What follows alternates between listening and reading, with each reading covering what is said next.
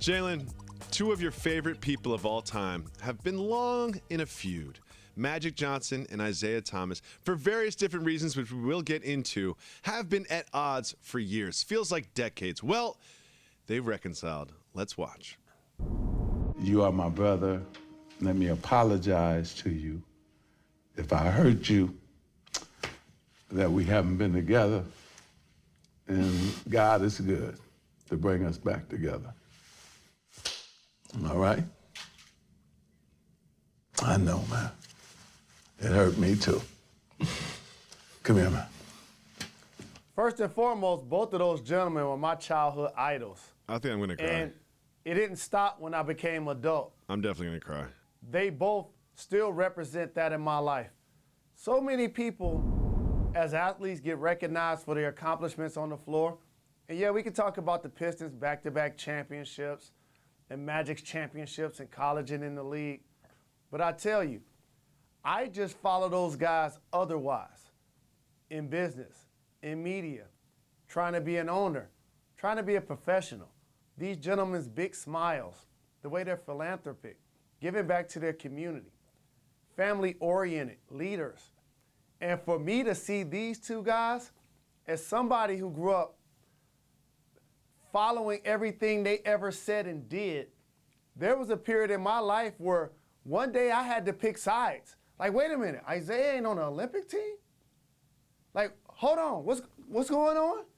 And so, like, I have had periods in my life where I feel like I was gonna be a person to help establish what you guys saw yesterday.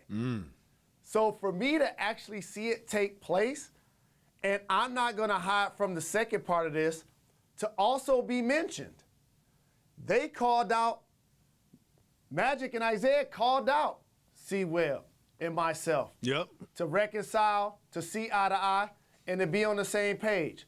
But I have to say something that I don't truly think people understand that has taken place under the Fab Five dynamic and us not necessarily seeing eye to eye.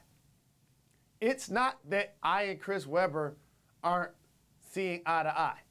It's that four of us are seeing eye to eye, and when you see the Fab Five documentary, he doesn't contribute. When you see us at the Final Four, we're sitting together and he's not with us. Do we need to squash it? Of course. It's silly, it's dumb. We never had a true argument. Now, there have been times when I've seen him out publicly and he tried to slander and be rude to me, but I just kept it moving. And like those two gentlemen, we've been friends for so very long that everything that I've accomplished and or vice versa, we both have bricks in that building. We both have made sacrifices for the other one to be in a position to be successful as we are today. We deserve it as individuals. The Fab Five, the supporters, and the fans deserve it. But more importantly, our hometown Detroit deserves it. So many people that look like us have not learned to resolve confrontation and have a resolution that doesn't end in violence. And this situation deserves for that to happen. My heart is open. My head is open. I wait for the day to take place. What are you waiting for? I've reached out. I've extended an olive branch. But like you saw in that video, it takes two people to reconcile. It takes, in our case, multiple people who, for whatever reasons, aren't seeing eye to eye to reconcile.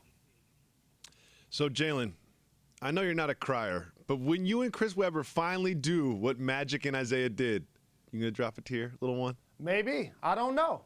Maybe so. That is my brother. I do love him. We shall see. Well, we shall.